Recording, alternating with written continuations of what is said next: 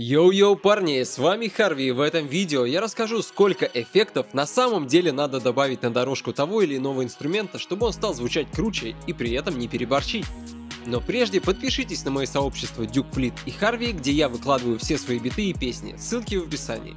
Действительно, переборщить с эффектами очень легко. Все мы когда-то сидели, а кто-то до сих пор сидит на эффектовой игле. Мы накидываем эффект за эффектом, без остановки, в надежде, что именно это сделает наш трек незабываемым, уникальным и неповторимым. Но в такой ситуации очень легко заиграться. Как оценить, когда эффектов достаточно? Я тоже долго задавался этим вопросом, и теперь, ребята, у меня есть что вам сказать.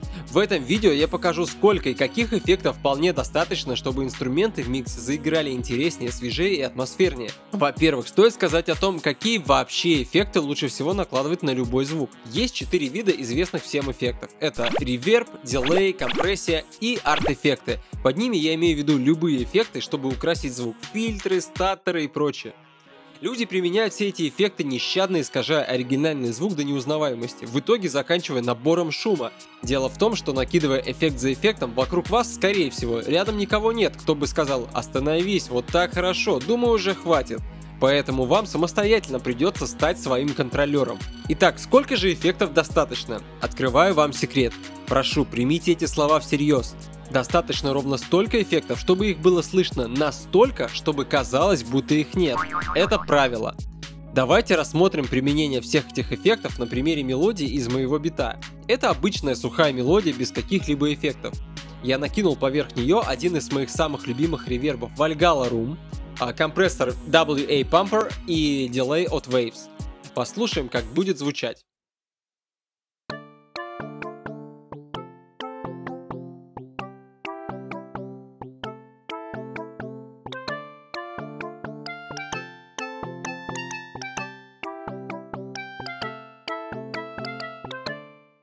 Послушаем, как будет звучать сухая мелодия с эффектами, выкрученными на полную.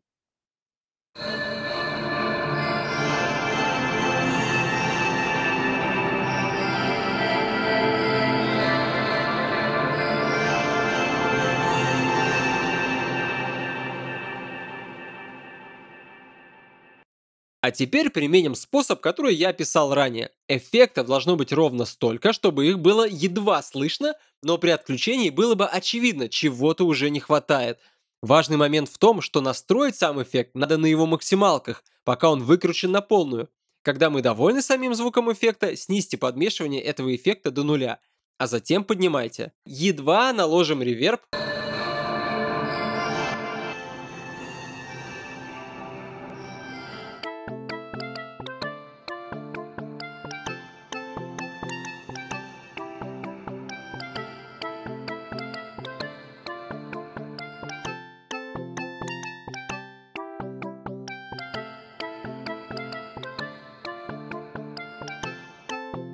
Едва скомпрессируем сигнал.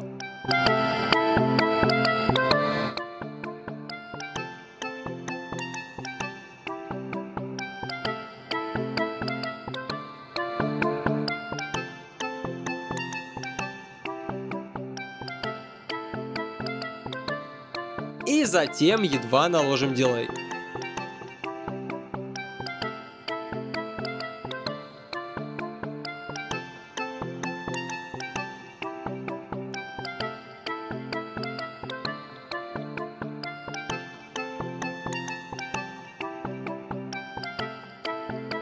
Послушайте разницу с максимальным.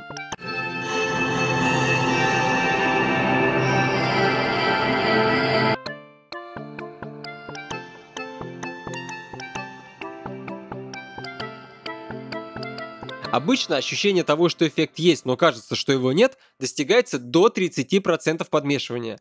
Используйте этот способ, и ваши миксы станут намного чище от лишних эффектов и свежее.